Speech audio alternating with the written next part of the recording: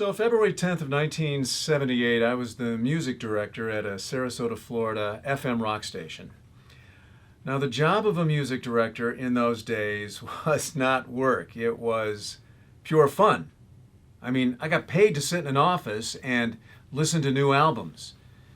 And then I'd take the albums into the program director's office that I thought were worthy of adding to the radio station's playlist, along with certain cuts. And then together we'd decide what would be added into the format. I remember dropping the needle down on the debut album from this new band. They were called Van Halen. I noticed that the album was produced by Ted Templeman.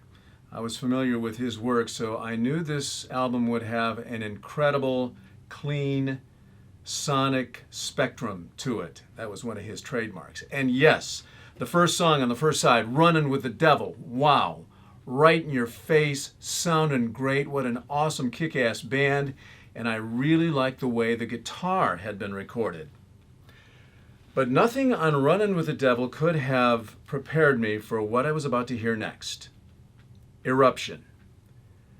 What was I listening to here? How is this guitarist, what was his name?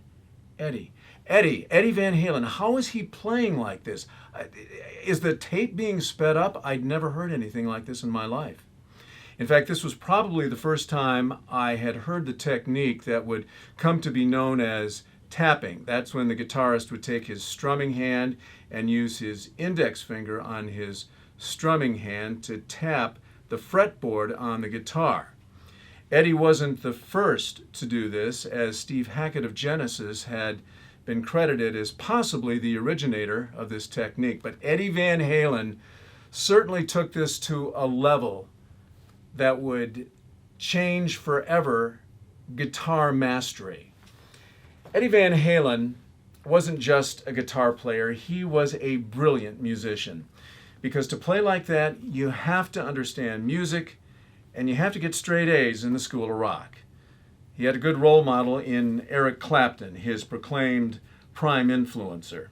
He studied and distilled all of Clapton's solos from the Cream years, and once he could replicate them note for note, he turned them all inside out until they fit his playground. And what a playground. Van Halen's solos take you to places you didn't see coming, because that's that brilliant musician part I was talking about earlier. No matter how many measures long the solos were, they always covered a lot of creative ground. Twisting and turning, bending and tapping, wah-wah pedal whammy bar, distortion, feedback. Like we needed anything else when we were listening to his amazing playing. But in concert, Eddie backed it all up with the showmanship of an artist who was having more fun than anybody else in the arena.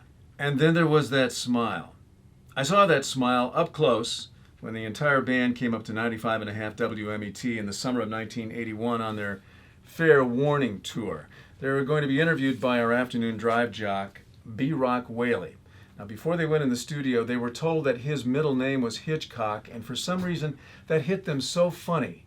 And when they got into the interview, they teased him unmercifully about his middle name. Hey, Hitchcock, bang, bang, Wild Brock Hitchcock.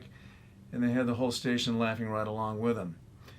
They went on to do 2 nights at the International Amphitheater, and all who saw the show would never be the same. Eddie was always on his game. Ask anyone. Michael Jackson. And off stage, Wolfie says he was the best father a son could ever ask for. And at the end of the day, that should be good enough for all of us. What a different musical experience we all might have had if Alex had stayed with the guitar and Eddie had stuck it out on drums.